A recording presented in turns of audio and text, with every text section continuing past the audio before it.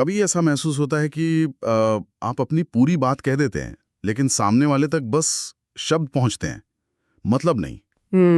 एक अजीब सी खाई बन जाती है और लगता है कि कोई हमें समझ ही नहीं पा रहा। हाँ, ये एक बहुत ही आम एहसास है, पर इसके पीछे की जो वजह है वो काफी गहरी हो सकती हैं। आज हम इसी उलझन पर बात करने वाले हैं। हमारे पास कुछ मनोवैज्ञानिक लेख हैं जो इसी गुत्थी को परत दर परत सुलझाते हैं। बहुत बढ़िया। तो चलिए आज ये समझने की कोशिश करते हैं कि जब हम किसी से जुड़ना चाहते हैं तो ये कनेक्शन टूट क्यों जाता है। चलिए शुरू करते हैं।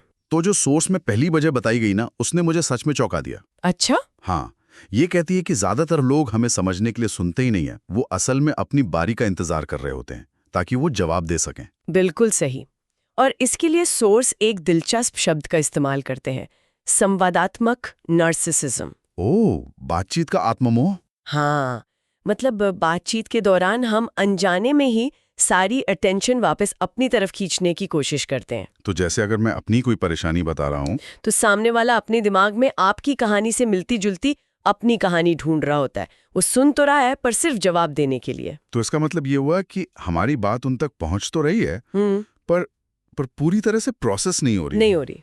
लेकिन यहाँ एक और सवाल उठता है, अगर कोई ध्यान से सुन भी रहा हो तभी गलतफहमी क्यों होती है? यहाँ पर मनोविज्ञान का एक और सिद्धांत काम करता है, कॉग्निटिव बायस।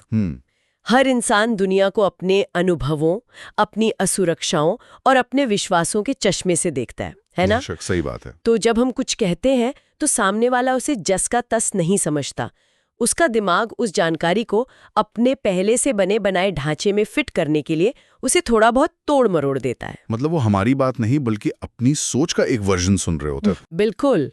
उनके अपने फिल्टर हमारी बातों का मतलब बदल देते हैं। वाह, ये तो बहुत दिलचस्प है। लेकिन आपने जो कहा कि लोग अपनी धारणाओं के चश्मे से देखते हैं, क्या हो अगर चश्मा हमारा खुद का ही धुंधला हो? सोर्स इस तरफ भी इशारा करते हैं। हाँ, और ये एक बहुत बड़ा फैक्टर है। इसे इमोशनल ग्रैन्युलैरिटी की कमी कह सकते हैं। मतलब कई बार हम खुद इतने उलझे होते हैं कि हमें ठीक ठीक पता ही नहीं होता कि हम क्या महसूस कर रहे हैं। अच्छा, क्या ये गुस्सा है, निराशा है, या सिर्फ थकान? जब हम अपनी भावनाओं को ही नाम नहीं दे पाते तो हमारे शब्द भी अस्पष्ट हो जाते हैं, और जब हम ही साफ नहीं हैं तो कोई और हमें कैसे समझेगा? और शायद इसीलिए हम ये उम्मीद करने लगते हैं कि लोग हमारे मन की बात खुद ही समझ जाएंगे। एग्जैक्टली। हम घुमा फिरा कर बात करते हैं या चुप हो जाते हैं और चाहते हैं कि वो बस समझ जाएं। और यहीं पर गहरी बातचीत की चाह रखने वाले लोग अक्सर अकेला महसूस करते हैं। जब आपके आसपास के लोग सिर्फ सतही बातों तक सीमित रहते हैं, जैसे कैसा चल रहा है या मौसम अच्छा है, हाँ, तो एक गहरी खाई बन जाती है। सोर्स ये भी कहते हैं कि कभी-कभी लोग अपनी नकारात्मक भावनाओं जैसे जलन या गुस्से को हम पे प्रोजेक्ट कर देते हैं। मतलब उनकी अपनी असुरक्षा की वजह से वो हमारी अच्छी नियत वाली बात का भी गलत मतलब निकाल लेते हैं। तो इन सब बातों का निचोड़ क्या है? अगर हमें बार बार गलत समझा जा रहा है तो क्या इसका मतलब ये है कि हमें कोई कमी है? नहीं, बिल्कुल नहीं।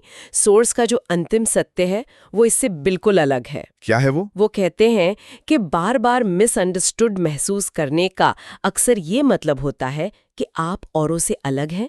आप गहराई से सोचते हैं, आप गहराई से महसूस करते हैं, और आपकी सोच की एक अपनी पहचान है।